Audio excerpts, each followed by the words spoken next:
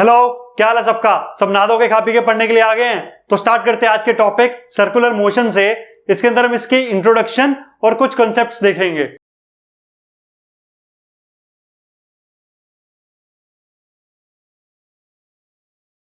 बच्चों को ये एक ऑब्जेक्ट है जो सर्कल के अंदर घूम रहा है। इस सर्कल का रेडियस है r और ऑब्जेक्ट की जो इस इंस्टेंट पे पोजीशन है वो ये है। यहां से स्टार्ट हुआ, ऐसे घूम के फिर से आ गया, यहां पर फिर से ऐसे घूम के आ गया। तो बेसिकली ये जो ऑब्जेक्ट है वो सर्कुलर मोशन को एग्जिबिट कर रहा है। इस सर्कल का रेडियस हमें r दिया हुआ है, सर्कल का सेंटर है ये। अगर हम इसके सेंटर को ओरिजिन मान लें तो इस इंस्टेंट पे जो ऑब्जेक्ट की पोजीशन है वो ये है। और पोजीशन वेक्टर क्या होगा जब ओरिजिन ये है? ये r वेक्टर ही होगा ना, पोजीशन वेक्टर है ना। तो पोजीशन वेक्टर हमें मिल गया। इस पर्टिकुलर पोजीशन पे, ये वाले पोजीशन पे अगर ऑब्जेक्ट पहुंचता है तो पोजीशन वेक्टर क्या होगा? ये वाला होगा ना बच्चों। यहां पर अगर ऑब्जेक्ट आ जाता है तो पोजीशन वेक्टर क्या होगा? ये होगा, है ना। तो पोजीशन वेक्टर चेंज हो रहा है, लेकिन पोजीशन वेक्टर का जो मैग्नीट्यूड है वो कांस्टेंट है, जो कि रेडियस के इक्वल है। अच्छा बच्चों, ऑब्जेक्ट यहां पर है, ठीक है। तो वेलोसिटी की डायरेक्शन क्या होगी? लीनियर वेलोसिटी की डायरेक्शन पाथ के टेंजेंशियल में यहां पर है अगर, तो लीनियर वेलोसिटी की डायरेक्शन क्या होगी? ये होगी। अगर यहां पर है ऑब्जेक्ट तो लीनियर वेलोसिटी की डायरेक्शन यहां होगी। अगर यहां पर है तो ऐसे होगी। और अगर यहां पर है ऑब्जेक्ट तो लीनियर वेलोसिटी की डायरेक्शन ऐसे होगी। तो पाथ के हमेशा टेंजेंशियल आती है लीनियर वेलोसिटी की डायरेक्शन। अब यहां पर अगर हम देखें तो यहां पर जो वेलोसिटी की डायरेक्शन थी वो थी ऊपर, यहां पर वेलोसिटी की डायरेक्शन थी वो ऐसे थी, यहां पर ऐसे थी। तो ये नोटिस करो कि वेलोसिटी एक वेक्टर क्वांटिटी है और वेक्टर के अंदर मैग्नीट्यूड और डायरेक्शन दोनों होती है। मैग्नीट्यूड की अभी हमने बात नहीं करी। यहां पर मैग्नीट्यूड कांस्टेंट है या नहीं है वो बात की बात है, लेकिन देखें तो डायरेक्शन हर इंस्टेंट पे वेलोसिटी वेक्टर की चेंज हो रही है। हर इंस्टेंट पे डायरेक्शन चेंज होने की वजह से हम कह सकते हैं कि वेलोसिटी वेक्टर हर इंस्टेंट पे चेंज हो रहा है। बच्चों यहां पर अगर ऊपर थी तो बस इसके थोड़ी देर बाद वेलोसिटी वेक्टर की डायरेक्शन इसके टेंजेंशियल ऐसे हो जाएगी, है ना। तो हर इंस्टेंट पे वेलोसिटी वेक्टर की डायरेक्शन चेंज हो रही है। तो वेलोसिटी वेक्टर की डायरेक्शन अगर हर इंस्टेंट पे चेंज हो रही है तो वेलोसिटी वेक्टर कांस्टेंट नहीं है। तो लिख सकते हैं हम velocity vector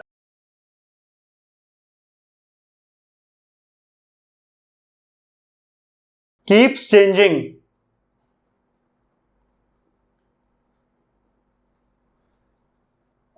at every instant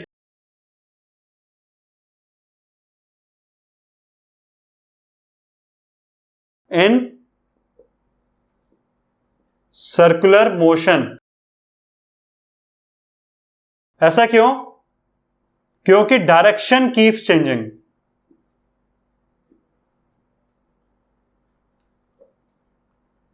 भाई डायरेक्शन चेंज हो रही है हर इंस्टेंट पे, तभी तो हम कह रहे हैं कि वेलोसिटी वेक्टर जो है वो चेंज होता जा रहा है हर इंस्टेंट पे, ठीक है। अब अगर हम मैग्नीट्यूड की बात करें वेलोसिटी वेक्टर की तो दो चीजें मिलती हैं हमें। एक मिलता है यूनिफॉर्म सर्कुलर मोशन, यूसीएम। इसके अंदर magnitude of velocity vector is always constant. Magnitude of velocity vector is constant। दूसरा नॉन यूनिफॉर्म सर्कुलर मोशन, मैं शॉर्ट फॉर्म में लिख रहा हूं। इसमें मैग्नीट्यूड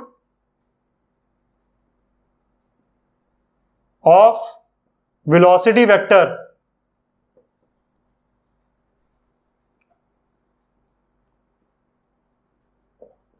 keeps changing। तो मैग्नीट्यूड के अंदर हमें दो चीजें मिली, एक तो यूसीएम और एक non UCM, non uniform circular motion और यूनिफॉर्म सर्कुलर मोशन। तो ये मैग्नीट्यूड की बात होगी। डायरेक्शन तो इसकी हर इंस्टेंट पे चेंज हो रही है, तो वेलोसिटी वेक्टर तो हर इंस्टेंट पे चेंज हो ही रहा है। अब अगर हर इंस्टेंट पे वेलोसिटी वेक्टर चेंज हो रहा है, तो इसका मतलब ये है कि एक्सेलरेशन भी होगी। एक्सेलरेशन क्या होता है? Rate of change of velocity with respect to time. Acceleration तो होगी ही ना, क्योंकि हर इंस्टेंट पे वेलोसिटी वेक्टर हमारा चेंज हो रहा है। अगर एक्सेलरेशन है, इसका मतलब कहीं ना कहीं फोर्स एग्जिस्ट कर रही है, तभी तो एक्सेलरेशन है ना। फोर्स है अगर, तभी तो एक्सेलरेशन है ना। इसका मतलब यह है कि कहीं ना कहीं फोर्स एग्जिस्ट करती है जब ऑब्जेक्ट सर्कुलर मोशन एग्जिबिट कर रहा होता है। ठीक है, ये समझ में आया? क्योंकि वेलोसिटी हर इंस्टेंट पे चेंज हो रही है, तो एक्सेलरेशन है, और एक्सेलरेशन क्यों होती है? फोर्स की वजह से होती है। कोई भी ऑब्जेक्ट अगर कांस्टेंट वेलोसिटी से चल रहा है, तो वो कांस्टेंट वेलोसिटी से चलता रहेगा। अगर उसके ऊपर बाहरी ताकतें, मतलब एक्सटर्नल फोर्स उसके ऊपर जब तक नहीं लगेगी, तब तक उसकी वेलोसिटी चेंज नहीं होती। तो यहां पर तो हर इंस्टेंट पे वेलोसिटी चेंज हो रही है, इसका मतलब फोर्स है जो कॉन्टिन्यूसली इस पे लग रही है। सर्कुलर मोशन के अंदर फोर्स हमेशा लगती रहती है, उस फोर्स की वजह से एक्सेलरेशन होती है।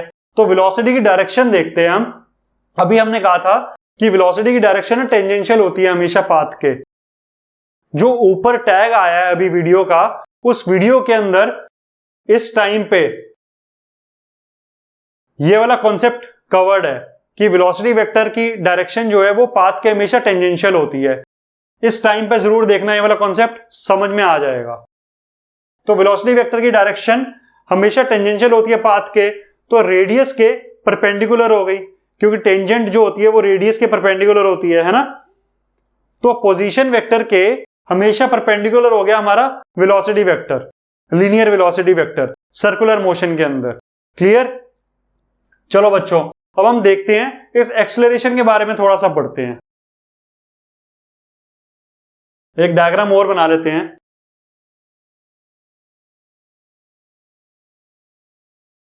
ये रेडियस r था, करंट पोजीशन ऑब्जेक्ट की ये है। अब बच्चों एक्सेलरेशन जो है उसका मैग्नीट्यूड तो हम देखेंगे बाद में, अभी हम देखते हैं उसकी डायरेक्शन क्या होगी। एक्सेलरेशन है ये तो पता लग ही गया, क्योंकि वेलोसिटी वेक्टर लगातार चेंज हो रहा है, तो एक्सेलरेशन की डायरेक्शन क्या हो सकती है? चलो बच्चों वही गेस कर लेते हैं। वेलोसिटी वेक्टर इस डायरेक्शन में है इस इंस्टेंट पे, है ना। अब एक बात बताओ, अगर एक्सेलरेशन वेक्टर हम इस डायरेक्शन में ले लेते हैं, एक हम इस डायरेक्शन में ले लेते हैं, एक हम इस डायरेक्शन में ले लेते हैं, एक हम इस डायरेक्शन में ले लेते हैं, और एक हम इस डायरेक्शन में ले लेते हैं, एक हम इस डायरेक्शन में ले लेते हैं, एक हम इस डायरेक्शन में ले लेते हैं, और एक हम इस डायरेक्शन में ले लेते हैं। सब में देखते हैं एक्सेलरेशन वेक्टर अगर जिस भी जगह पे होगा हमें पता लग जाएगा। हमने एज्यूम कर लिया, एक एक करके एजम्पशन लेते हैं। पहले इस डायरेक्शन में एजम्पशन लेंगे, फिर इस डायरेक्शन में एजम्पशन लेंगे। ऐसे देखते हैं कि किस डायरेक्शन में एक्सेलरेशन वेक्टर हमारा निकलेगा इसका। ठीक है, ये हम बात कर रहे हैं यूनिफॉर्म सर्कुलर मोशन की। अब यूनिफॉर्म सर्कुलर मोशन के केस में वेलोसिटी वेक्टर का जो मैग्नीट्यूड है वो कांस्टेंट रहता है। फॉर एग्जांपल x मीटर पर सेकंड है, तो हर इंस्टेंट पे, हर पोजीशन पे वेलोसिटी वेक्टर x मीटर पर सेकंड का मैग्नीट्यूड लेके ही रहेगी। x मीटर पर सेकंड ही रहेगा वेलोसिटी वेक्टर का मैग्नीट्यूड। क्या मतलब स्पीड जो है वो x मीटर पर सेकंड ही रहेगी हर पोजीशन पे यूनिफॉर्म सर्कुलर मोशन के अंदर। तो अगर एक्सेलरेशन वेक्टर हमारा इस डायरेक्शन में हो, यूनिफॉर्म सर्कुलर मोशन के अंदर अगर वेलोसिटी कांस्टेंट है मैग्नीट्यूड, फिर भी एक्सेलरेशन होती है क्योंकि डायरेक्शन चेंज हो रही है ना, ये हमने पढ़ा है। तो अगर एक्सेलरेशन इस डायरेक्शन में है तो बच्चों बाकी सारी एक्सेलरेशन भूल जाना। अभी इस डायरेक्शन में है अगर, तो एक्सेलरेशन के दो कंपोनेंट होंगे, एक तो इस डायरेक्शन में होगा, एक इस डायरेक्शन में होगा, है ना। अगर सिर्फ हम सारी चीजें भूल जाए, सिर्फ एक्सेलरेशन इस डायरेक्शन में देख रहे हैं, तो यहां पर इसका कंपोनेंट इस डायरेक्शन में भी होगा और इस डायरेक्शन में भी होगा। और अगर इस डायरेक्शन में एक्सेलरेशन का कंपोनेंट है तो ऑब्वियसली वेलोसिटी इस डायरेक्शन में थी इस इंस्टेंट पे, तो वो चेंज हो जानी चाहिए, है ना, एक्सेलरेट करेगी ना, क्योंकि वेलोसिटी भी इस डायरेक्शन में है और एक एक्सेलरेशन का कंपोनेंट भी इस डायरेक्शन में है ना, तो एक्सेलरेट करेगी। तो ऑब्वियसली ये वाला जो एक्सेलरेशन की डायरेक्शन थी उस पर तो कांटा लग गया, क्योंकि हमने वेलोसिटी कांस्टेंट ले रखी है।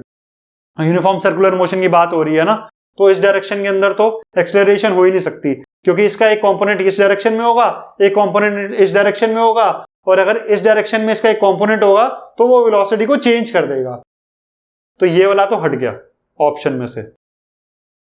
अब इस डायरेक्शन के अंदर एक्सेलरेशन लेते हैं, अगर इस डायरेक्शन के अंदर एक्सेलरेशन है तो ऑब्वियसली वेलोसिटी चेंज होगी, है ना, वेलोसिटी चेंज होगी और वेलोसिटी हमारा कांस्टेंट है, तो ये वाला ऑप्शन भी हट गया। ऐसे ही ये वाला ऑप्शन भी हट गया, क्योंकि इसका कंपोनेंट एक तो ये वाला होगा एक्सेलरेशन का और एक कंपोनेंट ये वाला होगा, और अगर ये वाला कंपोनेंट है और वेलोसिटी हमारी ऊपर वाली डायरेक्शन में है तो बच्चों रिटार्डेशन होगी, वेलोसिटी कम होगी, क्योंकि एक्सेलरेशन नीचे लग रही है, फोर्स नीचे लग रही है और वेलोसिटी हमारी ऊपर की डायरेक्शन में है, तो रिटार्डेशन होगी, वेलोसिटी की मैग्नीट्यूड कम होगा, लेकिन वेलोसिटी का मैग्नीट्यूड तो कांस्टेंट है, तो ये वाला भी हट गया और ये वाला भी हट गया, क्योंकि अगर इस डायरेक्शन में होगा तो वेलोसिटी फिर भी चेंज होगी, रिटार्डेशन होगी। अब हम देखते हैं इस डायरेक्शन वाला, तो ये वाला जो एक्सेलरेशन होगा इसके अंदर दो कंपोनेंट्स होंगे, एक तो ये होगा और एक इस डायरेक्शन में होगा। फिर से अगर इस डायरेक्शन में कंपोनेंट होगा तो वेलोसिटी का मैग्नीट्यूड चेंज होगा, है ना, तो वो तो हो नहीं रहा, कांस्टेंट है, ये वाला भी हट गया। ऐसे ही ये वाला भी हट गया, क्योंकि इसका कंपोनेंट यहां होगा और एक नीचे होगा, और इस डायरेक्शन में अगर इसका कंपोनेंट होगा तो वेलोसिटी रिटार्डेशन में जाएगी, मैग्नीट्यूड चेंज होगा, तो ये वाले सारे हट गए। बचे क्या, एक ये वाली डायरेक्शन बची और एक ये वाली डायरेक्शन बची। तो बच्चों अगर इस डायरेक्शन में एक्सेलरेशन का कंपोनेंट होगा और वेलोसिटी हमारी इस डायरेक्शन में है, तो खुद सोचो अगर वेलोसिटी इस डायरेक्शन में है तो ऑब्जेक्ट ऐसे जाने की कोशिश करेगा और उसको फोर्स कहां लग रही है, इस तरफ, मतलब अगर हम एक नया सर्कल ऐसा बना दें उसके सेंटर की तरफ, है ना, तो जो ऑब्जेक्ट है उसको फोर्स इस तरफ लग रही है और जा वहां पर रहे, तो यहां पर जब आएगा तो फोर्स इस तरफ लगेगी, यहां जब आएगा फोर्स इस तरफ लगेगी, तो बच्चों वो ये वाला मोशन एग्जिबिट करना चाहेगा, लेकिन हो कौन सा रहा है मोशन, ये वाला, है ना, तो इस डायरेक्शन में भी एक्सेलरेशन जो है वो नहीं होगी, ये वाला ऑप्शन भी हट गया। तो बचा क्या बच्चों, सेंटर के टुवर्ड्स। हमेशा सर्कुलर मोशन के अंदर एक एक्सेलरेशन सेंटर के टुवर्ड्स होती है, और अगर सिर्फ यूनिफॉर्म सर्कुलर मोशन की बात करें तो उसकी एक्सेलरेशन सारी की सारी हमारी सेंटर के टुवर्ड्स होती है, इस तरफ, और इस एक्सेलरेशन का नाम होता है centripetal acceleration, centripetal acceleration. Acceleration जो कि डायरेक्टेड है सेंटर के टुवर्ड्स, सेंट्रीपिटल। समझ में आ गई ये बात, तो डायरेक्शन किस तरफ है, यूनिफॉर्म सर्कुलर मोशन के अंदर एक्सेलरेशन की सेंटर के टुवर्ड्स, और वेलोसिटी किस तरफ है, ऐसे, ठीक है। तो एक्सेलरेशन और वेलोसिटी हमारी परपेंडिकुलर है यूनिफॉर्म सर्कुलर मोशन के अंदर। अगर ऑब्जेक्ट यहां पहुंचेगा तो वेलोसिटी की डायरेक्शन क्या होगी, टेंजेंशियल, इस तरफ, है ना, और एक्सेलरेशन की डायरेक्शन क्या होगी, इस तरफ, मतलब फोर्स की डायरेक्शन ये रही, जहां फोर्स की डायरेक्शन होती है वही तो एक्सेलरेशन की डायरेक्शन होती है, और वेलोसिटी की डायरेक्शन इस तरफ हो गई, और ये वाली जो फोर्स है उसको हम कहते हैं सेंट्रीपिटल फोर्स, और एक्सेलरेशन जो होती है ये वाली उसको कहते हैं सेंट्रीपिटल एक्सेलरेशन। तो बच्चों कोई भी फोर्स हो वो सेंट्रीपिटल फोर्स की तरह काम कर सकती है। फॉर एग्जाम्पल ये हमारा सूर्य देवता है, ये हमारा धरती माता है, अब ये सूरज के चक्कर लगा रही है ना, तो ये ग्रेविटेशन फोर्स है इसके ऊपर, तो ये ग्रेविटेशन फोर्स जो है वो सेंट्रीपिटल फोर्स की तरह एक्ट करेगी यहां पर, ठीक है। तो कोई भी फोर्स सेंट्रीपिटल फोर्स की तरह एक्ट कर सकती है। अगर सर्कुलर मोशन को एग्जिबिट करना है तो सेंट्रीपिटल फोर्स होनी जरूरी है, क्योंकि देख रहे हो तुम वेलोसिटी की डायरेक्शन हमेशा चेंज हो रही है, और वेलोसिटी की डायरेक्शन चेंज हो रही है तो एक्सेलरेशन भी होगी, और एक्सेलरेशन किस वजह से होती है, फोर्स की वजह से, तो सेंट्रीपिटल फोर्स हमेशा लग रही होगी। यूनिफॉर्म सर्कुलर मोशन के अंदर ये सेंटर के टुवर्ड्स होती है, ये तो हमें समझ में आ गया, क्योंकि वेलोसिटी की जो मैग्नीट्यूड है वो चेंज नहीं हो रहा होता, ठीक है। तो सेंट्रीपिटल एक्सेलरेशन हमारी कोई भी फोर्स से आ सकती है, तो सेंट्रीपिटल फोर्स कोई भी हो सकती है, ग्रेविटेशनल फोर्स होगी या कोई अदर फोर्स हमारे सेंट्रीपिटल फोर्स का काम कर सकती है, ठीक है। तो बच्चों हमने ये देखा कि यूनिफॉर्म सर्कुलर मोशन के अंदर बिना सेंट्रीपिटल फोर्स के सर्कुलर मोशन हो ही नहीं सकता, है ना। यूनिफॉर्म सर्कुलर मोशन के अंदर हमारा सेंट्रीपिटल फोर्स सेंटर के टुवर्ड्स है। तो हम देखें तो वेलोसिटी अगर ऐसे है तो फोर्स इस डायरेक्शन में है, तो ऑब्जेक्ट हमारा सर्कुलर मोशन एग्जिबिट करेगा। ये तो क्लियर हो गया। फॉर एग्जाम्पल किसी थ्रेड से कोई चीज आगे बांध ली, छोटी सी पत्थर ही बांध लिया, ठीक है, उसको थोड़ा सा घुमा के देखना, जब वो मोशन में आ जाएगा तो तुम ध्यान देना कि तुम्हारा जो फोर्स लगाने का जगह है वो अपनी तरफ है, ऐसे ऐसे जाएगा, ऐसे जाएगा, तो ऐसे जाएगा। जब हम उसको घुमा रहे होते हैं तो फोर्स ना हमारी तरफ होती है, वो वैसे नॉन यूनिफॉर्म सर्कुलर मोशन होता है, तो फोर्स जो है वो लेकिन सेंटर के टुवर्ड्स हम लगा रहे होते हैं अगर यूनिफॉर्म सर्कुलर मोशन होगा, ठीक है, तो वो सेंट्रीपिटल फोर्स होती है। ये क्लियर हो गया।